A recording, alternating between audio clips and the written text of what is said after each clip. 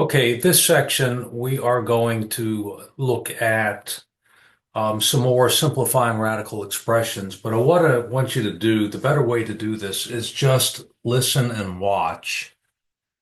And if you understand it, then I would recommend you go back through the notes, clean notes, and try to replicate what I'm going to talk about. Because this gets very, very busy. And if you can understand this, you can go back through this and be able to do it quickly. So I'm going to talk quickly, try to understand it, and then do it yourself separately. Okay, so we're going to simplify radical expressions.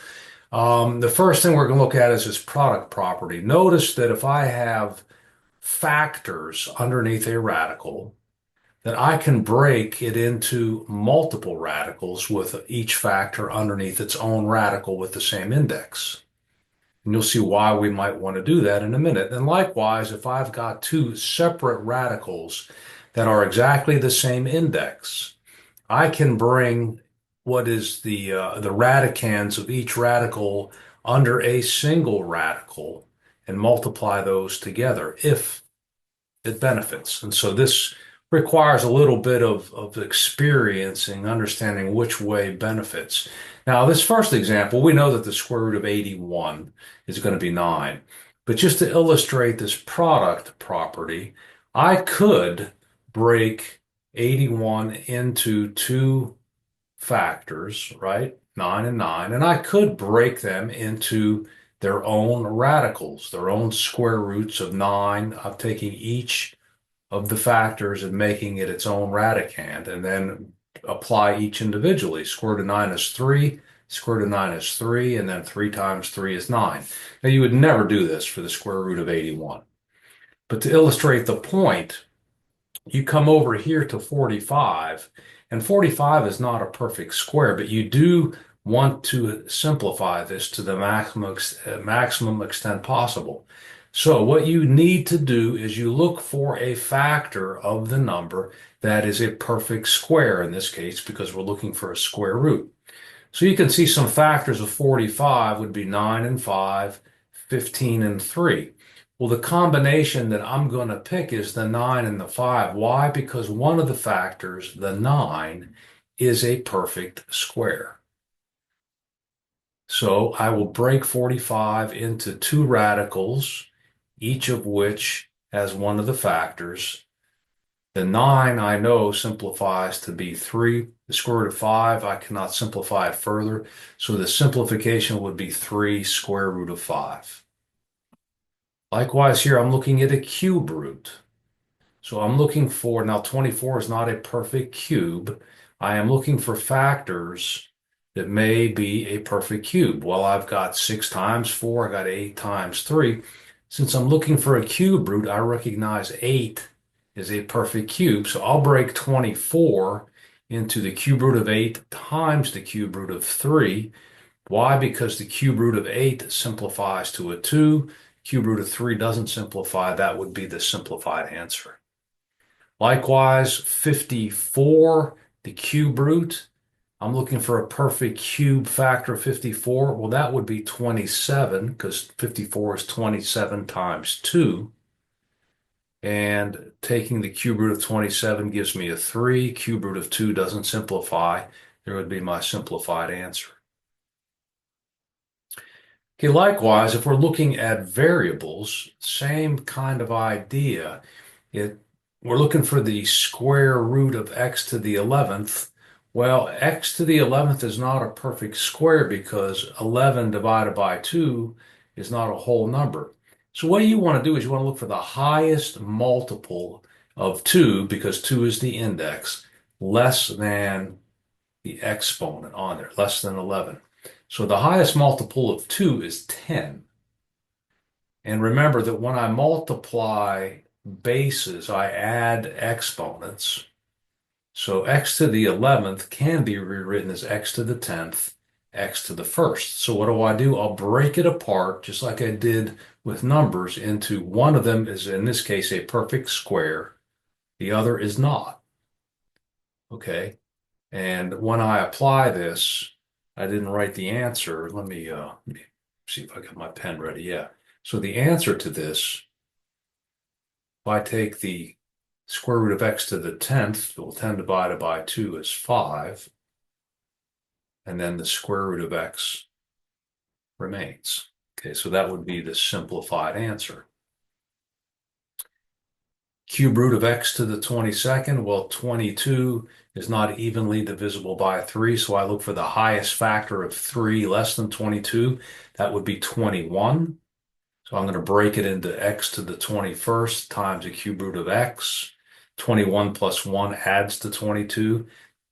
21 is a perfect cube. 21 divided by 3 is 7. So that comes out of the radical, and the cube root of x cannot simplify it. I'm done. So you get the idea. I'll just kind of run through these quickly. 30 is not a perfect fourth power. The highest multiple of 4 less than 30 is 28. So I'll break it into 28 and 2. The fourth root of x to the 28th is x to the 7th. And then the fourth root of x squared doesn't simplify. Okay, another way to do this is you could kind of break up all of your numbers and variables apart inside the radical and then just remove all the perfect, in this case, squares. Same thing. It doesn't matter. This is a little bit less writing, right? So 20, I have a perfect square factor of 4, so I'll break 20 into 4 times 5. X to the 4th is a perfect square. I'll leave it alone. Y to the 9th is not. I'll rewrite that as y to the 8th times y.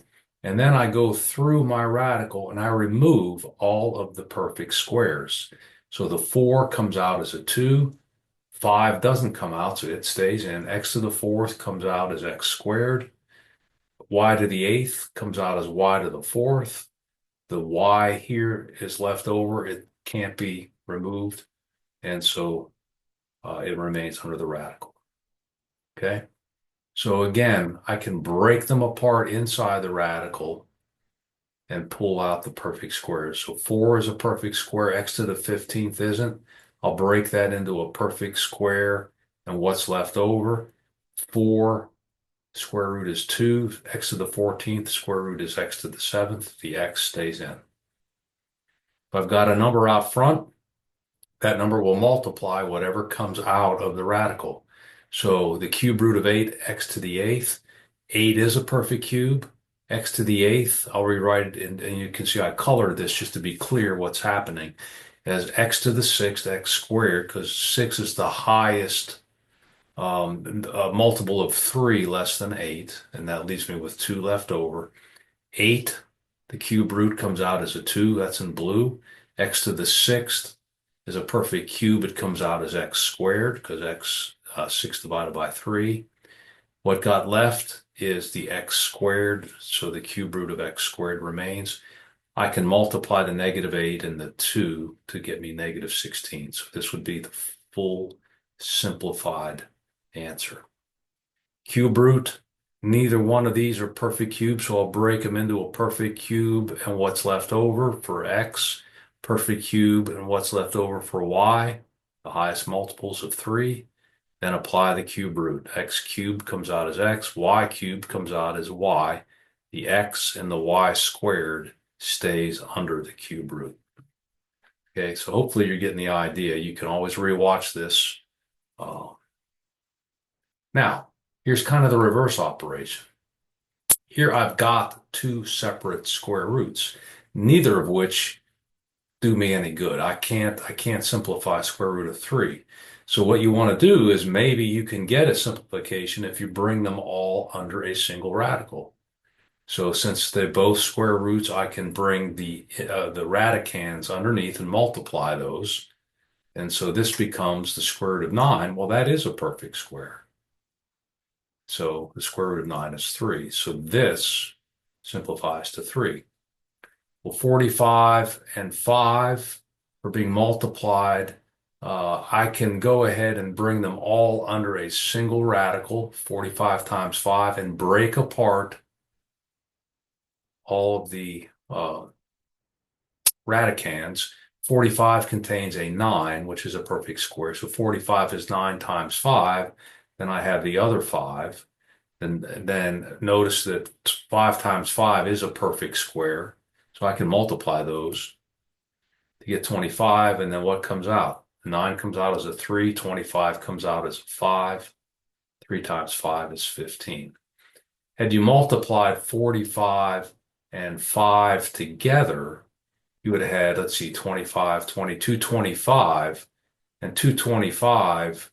The square root of 225 is 15. So you could have gotten it maybe a little bit quicker had you done that. When I did it, I'm lazy and I just start breaking apart what I see as obvious. Okay, here the 5 and the 2 are outside the radical, so I can just pull them out front and multiply them to get the 10. I'll take the two values of the radical and I'll put them under a single radical, multiply them. Well, 63 has a perfect square factor of 9, and so 9 times 7. The 9 comes out as a 3. The 7 stays in, but whatever comes out multiplies what's already multiplying that radical. So 10 times 3 is 30. So 30 square root of 7. Okay, the quotient property, you see that I can take any quotient. If I have a fraction under the radical, if it helps, I can break it into two separate problems with the numerator its own radical, the denominator its own radical. Or if it helps, I can take two radicals that are dividing and turn it into a single radical with a fraction underneath, doing the division. So we'll take a look at both situations. Okay, so here, this first one, the 36 and the 49, I look at that and I go, geez, they're both perfect squares. So there's no advantage to doing the division of 36 divided by 49. So it does me better to just break these into two radicals and then apply the square roots individually. And this simplifies to 6 over 7. Okay, here the 2 doesn't any good, but the 25 is a perfect square. So let me go ahead and break it apart into the square root of 2 over the square root of 25.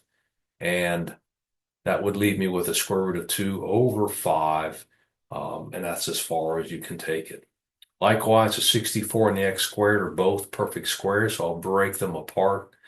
I'm missing the radical on this bottom one. Let me write that in real quick. And then I apply the square roots of both, I get 8 over x. Okay. Here, again, I'm looking at fourth roots. If you check, you're going to see that 256 and 625 are both perfect fourth powers. There's no advantage to dividing these numbers. So let me break them into two problems, 4 through to 256, d to the 16th, 4 through to 625, a to the 36. 256, fourth root is 4, d to the 16th, fourth root is d to the 4th. Likewise, 625 is a 5, a to the 36 comes out as 8 to the 9th. Okay, no other simplification. Again, here I'm doing a cube root. Well, I noticed that 8 and 27 are both perfect cubes, so it's to my benefit to break this into two radicals and then apply each radical separately. So the 8b to the 24th simplifies to do 2b to the 8th. The 27d to the 12th simplifies to 3d to the 4th. Okay, so now we'll look at the reverse where they're not broken apart, and maybe bringing them together will give me a better problem. So here, square root of 8x can't be simplified. The square root of 2 cannot, but I can bring these all under a single radical and do the division of the two radicands. So 8x divided by 2 is 4x.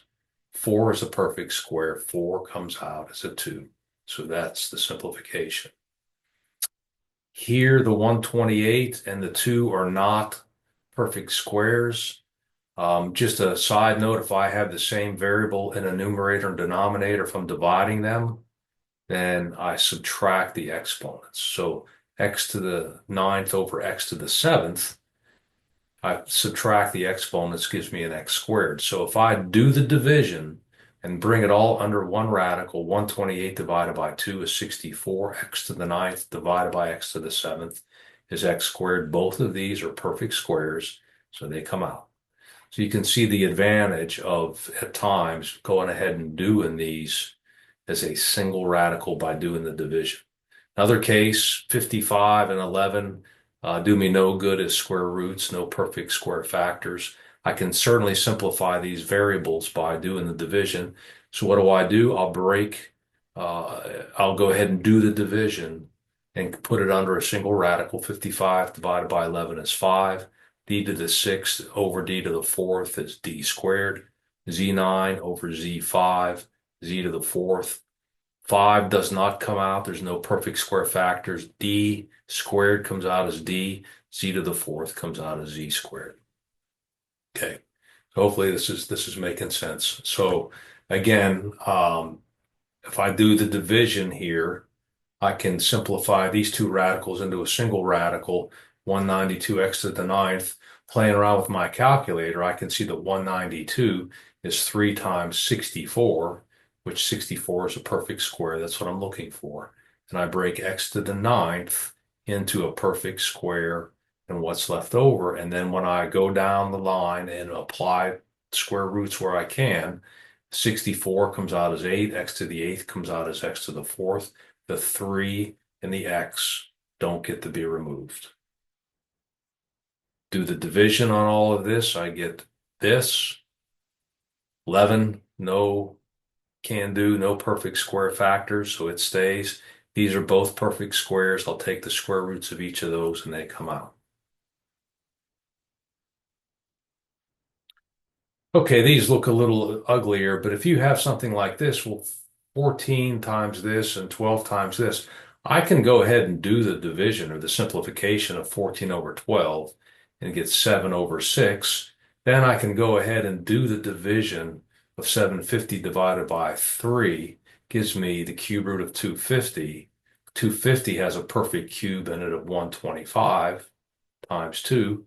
I'll take the cube root of 125, so that comes out as a 5 right here, which will multiply the 7/6. The 2 stays in because it is not a perfect cube. And then 7 times 5 is 35. So 35 over 6, cube root of 2. Okay. Last one, 12 and 21, simplify to 4 over 7. 80 divided by 2 is 40. Perfect cube factor of 40 is 8. 8 times 5, so I'll pull the 8 out as a 2. It'll multiply the 4/7. The 5 stays in because it's not a perfect cube. And then when I multiply 2 times 4/7, I get 8/7 times cube root of 5. Okay, that looks like the end. Yeah, I went through it quickly. Hopefully you understood it, at least the explanation. Now go back and try them yourself and see what you can do with it.